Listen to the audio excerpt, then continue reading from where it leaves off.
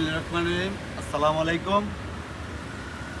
কবরস্থানে দেখেন 2026 সালে এই শীতের দিনে শ্বাস সকালে মানুষ ভাবতে পারছে তার জীবনটা থাকবো না। কেউ বলতে পারবে না মৃত্যু আসে কখন, কেউ এটা জানা আসে না। মৃত্যু কার কখন আসবে কেউ বলতে পারবে না। একমাত্র আল্লাহ তাআলা সৃষ্টির শুরুতে লেখছে, আর মৃত্যুর পরেই সে বুঝতে পারবে যে ওনার মৃত্যু হয়েছে। আর এছাড়া কিন্তু আমরা কেউ বলতে পারি না একজন মানুষের মৃত্যু কার কখন আসে। এই যে দেখেন আমার ফুফু লাগে আবুল ভাইয়ের মা আম্মা, উনি আজকে দুনিয়া থেকে বিদায় নিলেন। ওনার কাছে আমরা ছোটবেলা যায় কত আম পেয়ারা কত খাইতাম।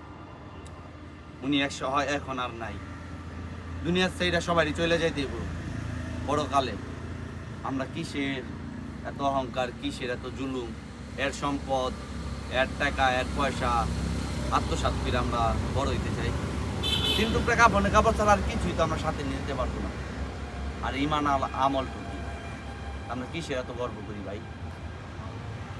ভাই দুনিয়াতে বেশি দিন আমরা বাঁচবো না, অল্প আয়তে আমরা আসছি।